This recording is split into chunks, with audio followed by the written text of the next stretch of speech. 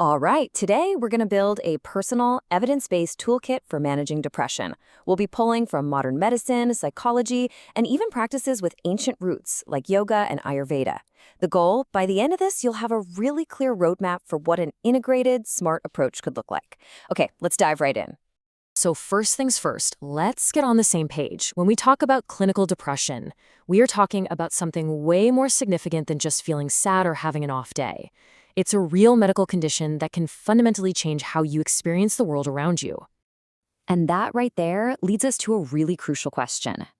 Thinking about depression in terms of function helps us see it for what it truly is, a condition that impacts your entire being, your body, your thoughts, and your basic ability to get through the day.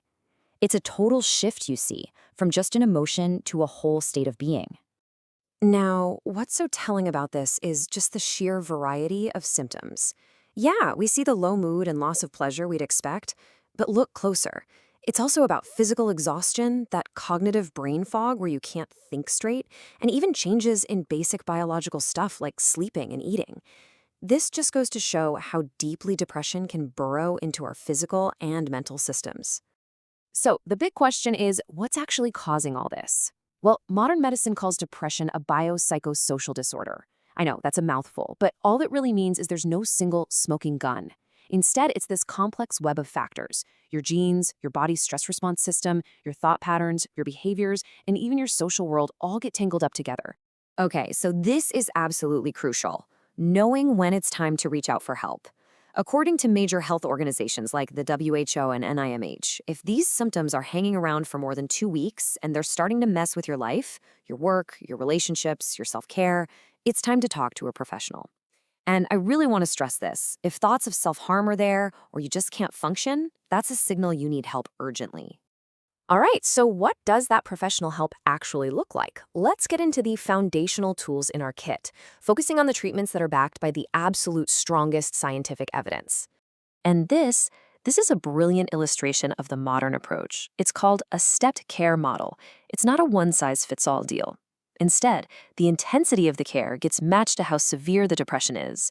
You might start with assessment and monitoring, and then step up to different interventions as needed. It's smart, it's personalized, and it's responsive. And right at the heart of this model, we've got two really powerful frontline tools. On one side, you've got psychology, which is all about building durable, long-lasting skills to change the thought and behavior patterns that keep depression going. On the other side, you have medicine, which uses things like SSRIs to tackle the biological factors. They're not competing, they're partners in care. And when we talk about psychotherapy, we're not just talking about some vague, unstructured chat. These are highly structured, skills-based therapies that are scientifically proven to work. Take CBT, for example. It helps you catch and challenge those negative thought loops. Or there's behavioral activation, or BA, which is super practical. It's all about systematically re-engaging with positive, rewarding activities to fight that withdrawal that depression thrives on. Okay, so now that we have our foundation, let's expand our toolkit a bit.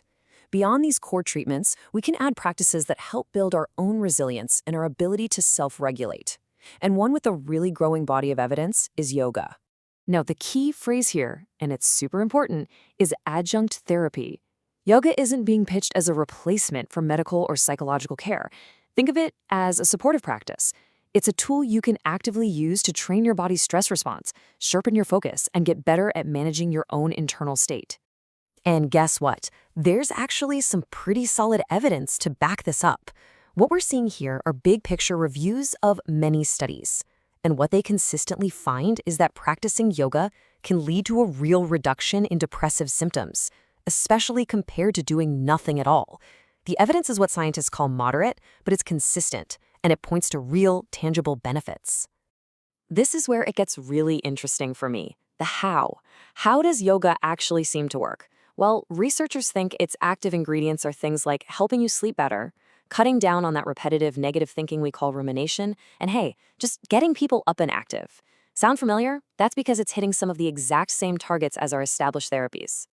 Okay, next up, let's explore a totally different approach, Ayurveda. This is a traditional system of medicine from India that takes a very holistic, whole systems view of a person's health. And I really want to highlight that word on the slide, emerging. high-quality research is just now starting to catch up and explore its potential. So, Ayurveda looks at depression through a really unique lens. It doesn't just see a diagnosis, it sees an individual. It's all about assessing your unique mind body constitution and then figuring out where things went off balance. The goal is to restore that balance using a totally personalized plan of diet, herbs, and daily routines. Okay, check this out. This slide shows some very recent and pretty promising clinical trials.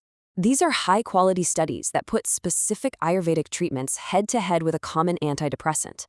The findings hinted at comparable, or in some cases even better results, especially when it came to things like sleep and side effects. But, and this is a huge but, the scientists themselves are waving a big flag of caution. They're saying, hold on, this is exciting, but we need more research to be sure these findings can be replicated. And that brings us to what is, honestly, a non-negotiable point. Safety has to be number one, period. Some herbs can have powerful effects and can interact with prescription medications in dangerous ways. That is why any exploration of these kinds of approaches absolutely must be done in partnership with your medical doctor. They can help make sure it's safe and effective for you. Okay, so we've looked at all these different tools, so how in the world do we put them all together into a plan that actually makes sense? Well, it's not about picking one over the other. It's about building an integrated, evidence-based, and layered toolkit. And here it is. This chart just lays it all out so perfectly. Your foundation, the absolute bedrock, is modern medicine and psychology. They've got the strongest evidence for diagnosis, primary treatment, and building skills. Then, on top of that foundation, you can start to layer on adjunctive tools. You've got yoga with moderate evidence for building resilience, and you've got Ayurveda with promising but still preliminary evidence providing a personalized lifestyle structure. It's a hierarchy, you see, built on the strength of the evidence. I love this quote from one of the papers we looked at because it just hits the nail on the head. A sane integration is not a blender. It was a layered care model. You don't just toss everything in, therapy, meds, herbs, yoga, and hit puree hoping for the best. No, you build a smart, structured plan where each layer has a clear purpose, guided by the science. And all of this really leaves us with one final and I think really empowering question. By understanding the roles and the evidence for each of these tools, you are so much better equipped to have an informed, collaborative conversation with your healthcare providers to build the personalized, layered, and effective toolkit that is right for you.